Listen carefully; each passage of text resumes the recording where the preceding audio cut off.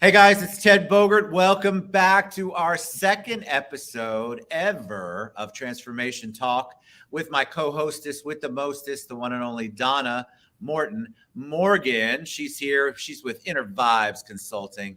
She's got the great background. My background never looks good like that. And today our guest is Sharon Driver. And the whole point of our show is to talk about transformation. Talk about because it's not an easy ride, y'all.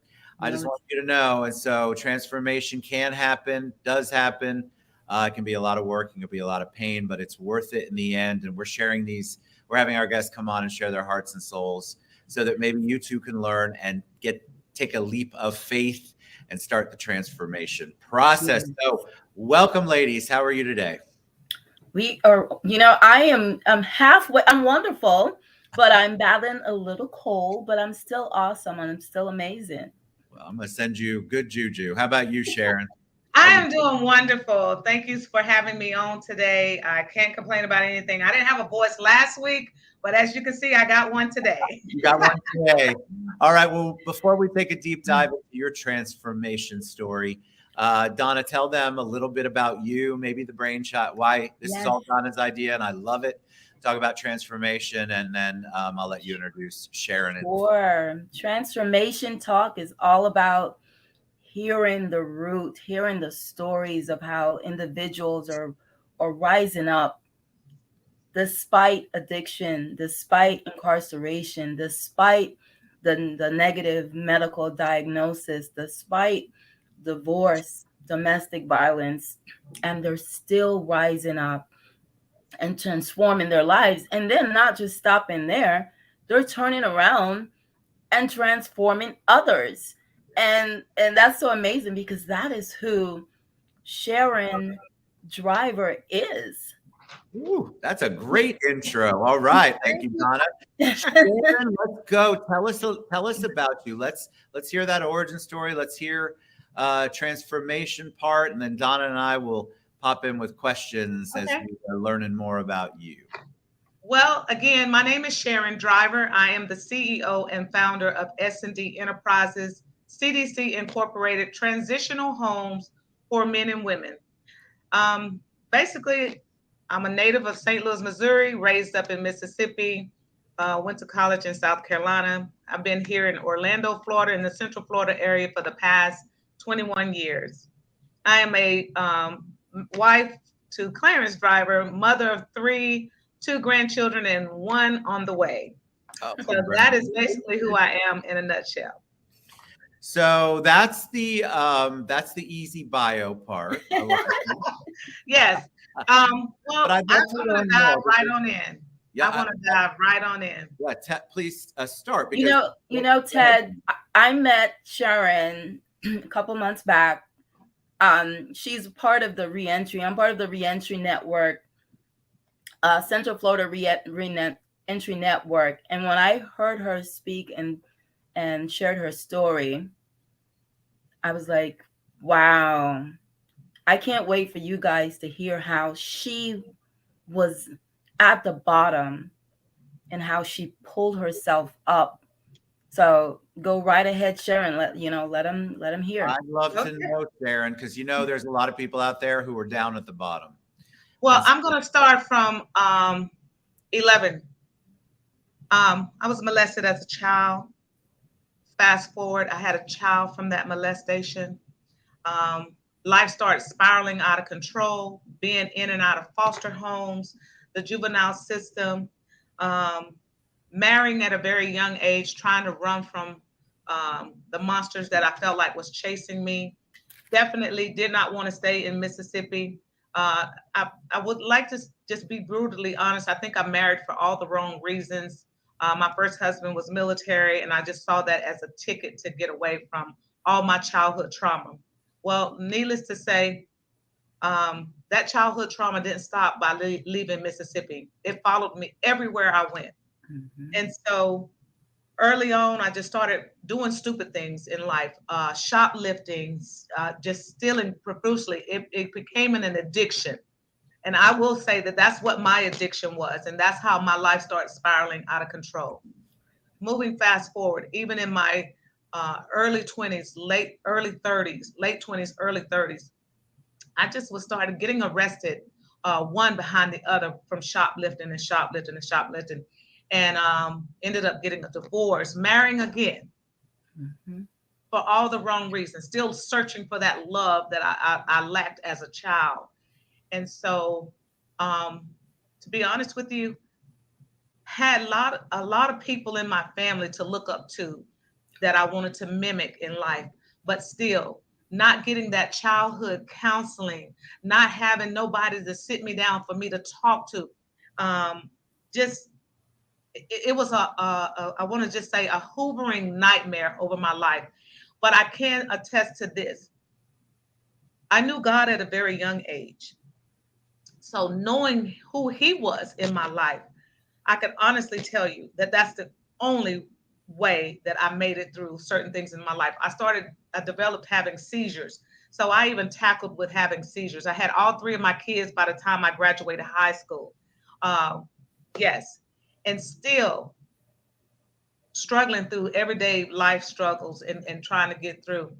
Long story short, the very first time I ever was in some serious trouble in life was a bank robbery. When I tell you, from the bottom to the top of the laws, breaking them, I was there, been there, done that. And even in the midst of all of this, I still haven't did no major time. I've been going to jail, getting out, going to jail, getting out, bonding out here, bonding out there, going to jail, getting out, and still just holding on, still parenting, maintaining, working, keeping good jobs, having a nice home, keeping, all that through all the struggles. Married again, moved to Florida, thinking that I have really escaped the childhood trauma. No. Mm-mm. This is where it caught up with me at.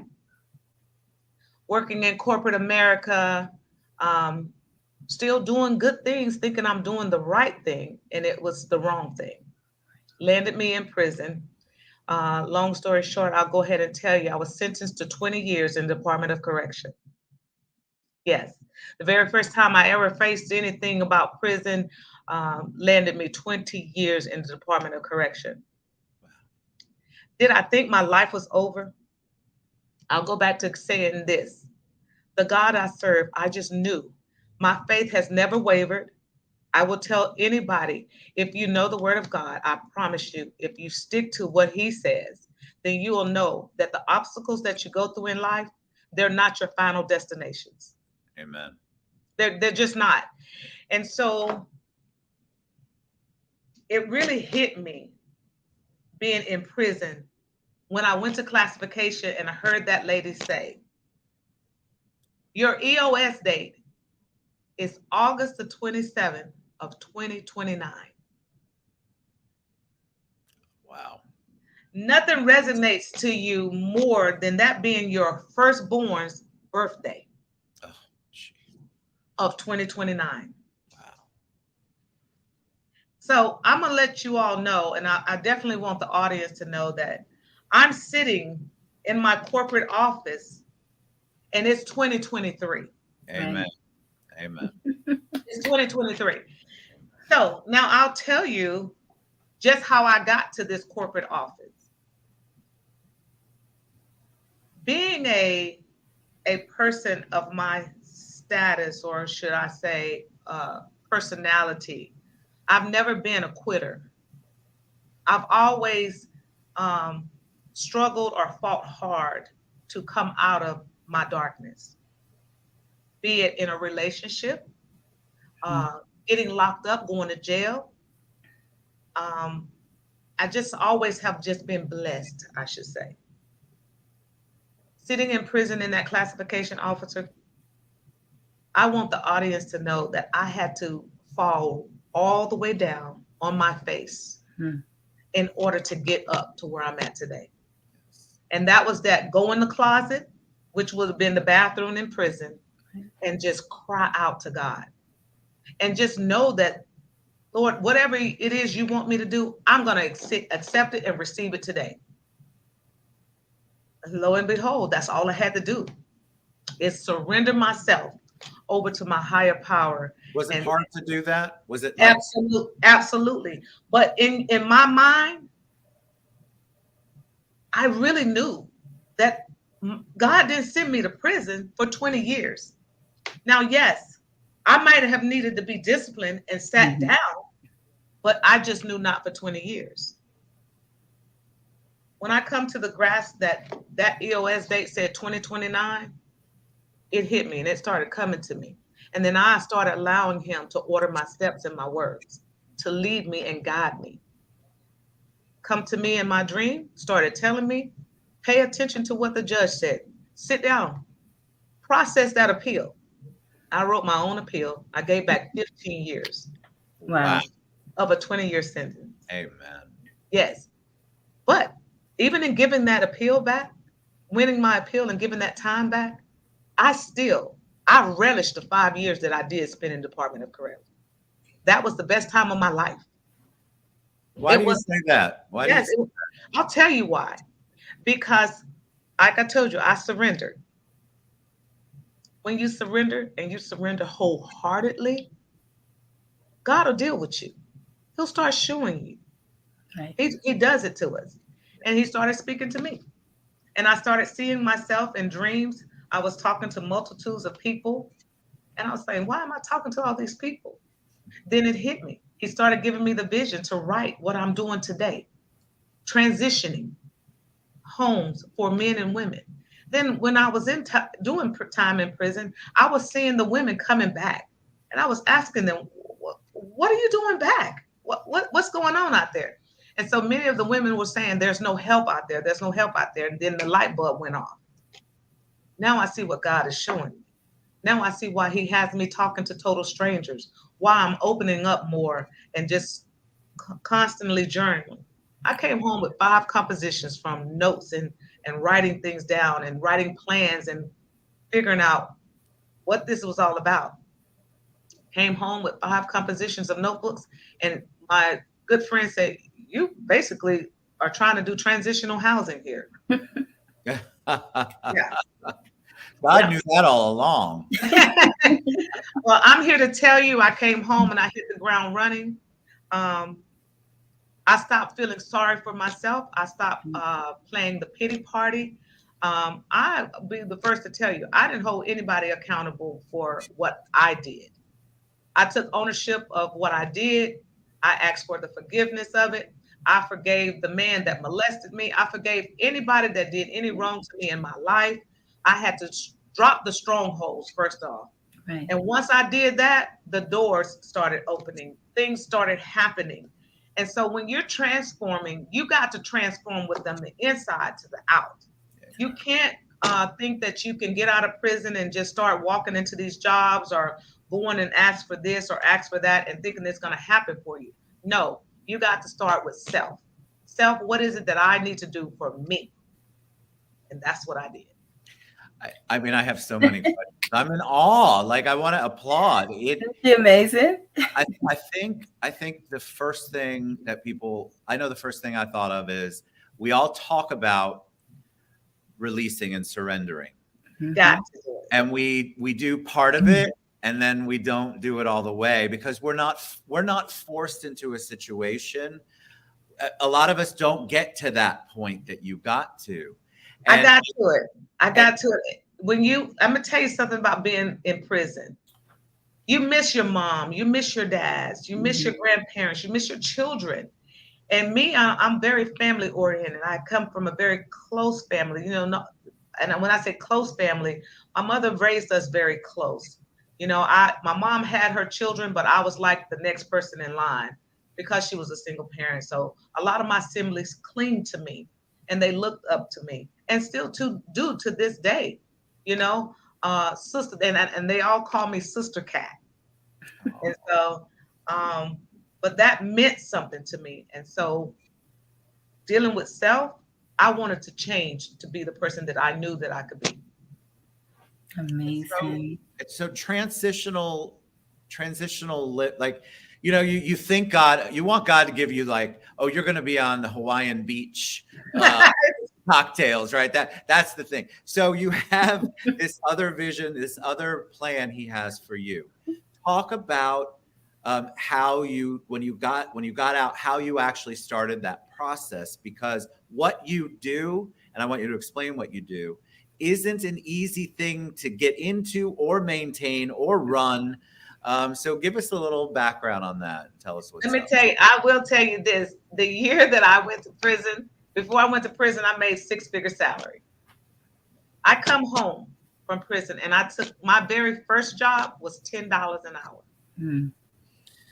So that's a humbling experience. And that's why I say you got to start with self. And so as low as I had been in life was probably on my face in prison. So the little small steps that I started to take, I was willing to take anything other than sacrificing my body and my mind to the ways of the world. And so I took that job and I took it as humble as I could. And I was happy to take it too. Mm-hmm. Oh, you muted yourself, Sharon. Purpose in life. It gave me, like, I'm on my way back to being the woman that I was supposed to be. And so I took that job, went in, did the best that I could, and guess what? Proved myself. And I'll never forget being asked to come aboard to the company that I was working at through a temp agency at $10 an hour to then making $17 an hour. Amen. You Well, feel Mark's plan. You were following. You still were following. Mm-hmm. Will, Yep. you were still listening to what he was saying. I was still Yes. listening. And so I think it was the job for me that started giving me the signs that I needed, that God was ordering my steps. He was seeing if I was going to continue to be obedient. And I'll tell you now, along the way, I still tried to do things my way. Sure. And what did he Human do? nature. We do. Yep. Sat me right back down. Let back. We all I'm do. gonna let it. y'all We all know. do. I'm going to tell you, hustling is in my genes because I know how to survive. Right. But being obedient and doing it God's way was not easy, because there were times that I didn't have no money and I knew how to go out there and get it. But you can best believe I thought about going back to prison, being locked up, disappointing my children again, my family, period. And so it just gave me that push. I'll never forget the day that I got my 501c3 in the mail. Prior to that, I had asked my boss for, I want to say, Easter off, and I was told no. And went home, and in the mailbox was my 501c3. I knew then what I needed to be doing. Yes. And I went to work the next day, and I had it in my hand, and I said, "You see, I told you." Because it was my boss that said, yeah, I told him. It was my boss that told me that I was wasting my time, that I wouldn't be able to get it. I wasn't going to do it. You know, the devil finds ways to try to get Yeah. that stuff into your head. Well, So it didn't work. Tim, tell me about transitional living, because I think there are people who might not understand what that is. And then tell us why it's important, because it changes lives. It can change lives. It really does. Well, I'll tell you, transitional living is something that I don't know if I could have ever done it if I had that to go to when I got out of prison. But it was been something that would have helped me along the way. Transitional living is where a lot of the men and women come to that don't have nowhere to go when they leave institutions, local, state, or federal side. But it's shared living, housing, where you're living with total strangers, sharing a room. My transition homes are equipped with 2 beds to a room. I provide everything you need in a house from the front door to the back door. Your brand new bed, your sheets, your blanket, your towels, the dishes, the silverware, the pots and pans, the towels, you name it, whatever you need, a microwave, a coffee pot, a toaster oven. It's equipped with the refrigerator, a family room with a TV, Wi-Fi for computers, you just name it. That's S&D's transitional housing. And not all housing provide all those things, Right. but I wanted it a lot easier for people coming out. Now, let me let you know what you're up against if you don't have transitional housing. You're coming out, you don't have a job. We help with employment. You're coming out, you don't have clothes and shoes. We help with clothes and shoes. You're coming out, you don't have a cell phone. You don't have insurance. We help with those things. You come out and you don't have your ID, your social security card, your birth certificate. We help with those things. You come out, you don't have a job. And that's the biggest thing that we help with. Employment is very key and vital to transitioning. And so S&D Enterprises, we help provide all those things. We have the resources to help you with all of those things. But more importantly, do know that when you come to S&D, you're coming to a new bed. Amazing. Yeah, you're coming to a new bed. All the homes are equipped with window treatment, living room furniture, artwork on the walls, rugs, dining room sets, nice decor. And so many of my residents, when they walk in, they stop right at the door and they turn around and they say, this is where I'm going to be living. I love that. Yeah, this is home. Amazing. And in most of my homes, that's what it says, welcome home. Not welcome to S&D, but welcome home. Welcome home. You know, that can make such a difference for someone, like you said, Sharon, that because we know individuals that go back and return to jail, repeat the cycle, Yeah. they don't have the support when they're out. And so an organization like yours is so important. And that's what the Central Florida Reentry Network is all about also, is connecting all of these amazing resources. I will tell you, S&D Enterprises we're a CDC, so we're a community development corporation, and we're a nonprofit organization, and we're dedicated to providing better quality of life for men and women that are returning citizens that are needing that second, third, or fourth chance. Our transitional housing reentry program I did this with one goal in mind, is to have people feeling good about who they are, restarting their lives over. Everybody is looked at very differently. We're ostracized, like we're never going to change. Oh, people are wasting their times. Well, no, you're not wasting your time. I'm not wasting my time. Nothing pleases me when somebody I think Sharon, Sharon, driver's yeah. license. Yes. Those things like that. So people, that pleases me and allows me to sleep good at night, because like I said, it's dignified reentry. And I want the men and women, when they walk in my door, yes, I'm an ex-offender also. I don't want you to know you're not walking in here and somebody's judging you. Mm-hmm. And a lot of times in my experience, my master's degree is in healthcare administration with a focus in nonprofits. So I worked in the jail programs, the transitional living programs, the alcohol, drug abuse, and mental health programs. And so one of the things that was so wonderful about transitional living is that a lot of times when you come out, you're going back into the same situation you were in immediately, and that's why the recidivism rate is so high. It's high, yes. Having transitional living gives them an opportunity to really reintegrate in and not be there in that, gain the strength, the employment, and all of that. I'll tell you, my homes are sober living homes. Now, let me go ahead and reiterate this, because so many people, when you're doing drugs and alcohol, or you're in your addiction, that's a self decision. That's an individual choice that you make to do that. And I've had men and women, I can tell you, I have put out of my homes because that's the choice that they choose. Okay. But this is sober living. And I will tell you that I am one stickler. I'm very disciplined. I'm very structured. And I don't hesitate to put your butts back out there on the streets if that's what you choose. But when I tell you, being open this past year, I have developed partnerships with other companies to help my residents go to detox, get the help that they need, get the counseling that they need.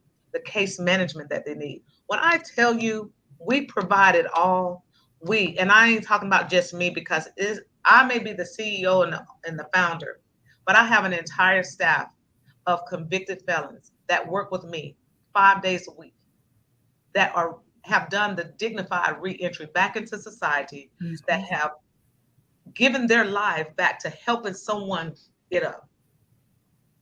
So not just myself, but my program director, convicted felon, my administrative director, convicted felon, my outreach coordinator, my intake coordinator, my assistant, convicted felon. I'm telling you. And I got these women from prison, coming out of the county jail. You name it, we are all one beat, one sound. Yeah. We've all been down one path, and we've all made a conscious decision to turn our lives around. Amen to that. Sharon, tell us how many homes. If I could do it for me, I know I can do it for others. And what I tell my staff is we reach one to teach one. Yeah, we reach one to teach one. Again, it's not easy because today in 2023, the drug, not only do we do the transitional housing, I'm out for the children also. I also house the young adults, ages 18 to 26, that are being aged out of foster care. That's amazing. They need that guidance also. There are so many systems out there, so many situations, not systems, but situations where somebody needs somebody to listen to them. They need somebody to help them target their childhood trauma. Right. Yeah, and it starts as a child. A lot of the children that are in foster care is because their parents are in the Department of Correction. Correct. Absolutely. And so who's there raising them or teaching them? It's a cycle too. Then Right. it becomes It's a generational. vicious cycle. It's a generational curse. And if we don't start breaking it somewhere, guess what? This is going to be that vicious cycle. But what I did learn sitting in the Department of Correction, I had a lot of time to think how I can be an impact on somebody else's life because God is the impact on mine. Amazing. Sharon, how many homes do you have now? I have 9 homes now. Wow, that's unreal. And let me tell you something, Ted. I opened my first house March the 11th of 2022. Wow. 9 homes. 9 homes. And let me tell you something. I didn't have no grants. I didn't get a grant writer until this year, a month or two ago. I did this, and I tell people all the time, off the blood, sweat, and tears of these hands. And God right behind you. It's because of him. And when he gave me this vision, he also told me that he would provide the provision. Amen. He always does, right? Right. When you get the vision, I like that. What'd you say? He gave me the vision, and he also told me that he would provide the provision. That's correct. And I had someone, Pastor Father Brown, I'll never forget. Father Brown told me one day, he says, you know what? You got a good thing going, but God birthed that into you, and only you can raise it. That's true. And so this is why I know what my purpose is in life and what I'll be doing to the last breath. But right now, Sharon Driver is living her dash. Yeah. And I'm living my dash. And that is taking care of the men and women that are coming out of incarceration, that have been where I've been, that have gone through what I've gone through. And I'm just here to make the path, the transition a little bit easier. Why? Because I got my credit score up. I make 3 times the monthly salary, what people are asking for in rent, and I put the truth out there. So when you get my background, it ain't like it's a secret to you. You already know. I love that. And before we went live, you said, look, I'm going to get real and raw. And you did. But you did it in a way like you could have gotten as raw as you want. As far as I'm concerned, share your heart and your soul and your true story, the impact that you make, I guarantee you that there are people out there listening that are either in the situation, transitioning out, trying to figure out what to do. And that's what this show is all about. All right. So ladies, I have to wrap up because my battery's almost dead. There's no other reason. But I loved every second of this, Sharon. The best way for people to find you is to go to the Facebook page, S&D Enterprises. For now. Or they can always send me an email at info@sdenterprises.org. It's amazing. Donna, where do you find these amazing human beings? I know. You know, I'm surrounded. Like I said, we're part of the Central Florida Reentry Network, and my goal is to connect with the ladies with Sharon and do some retreats together and some workshops together and just impact lives. So we're all transforming others. And that's how God is like giving us, you know, the providing, the provision. I love that. All right. So anytime you want to talk, let's talk. What a blessing. I have some ideas for fundraisers and for some supplies and connections I still have. Thank you so much for sharing your journey. I appreciate you so much. And you too, Donna. Thank you for bringing all these amazing people to the Transformation Talk series here. If you have someone who's got a journey or a story, we'd love to hear from them. The transformation not only changes their lives, but it can change others' lives. All right, y'all. Thank you so much. God bless you both. We'll be back next week.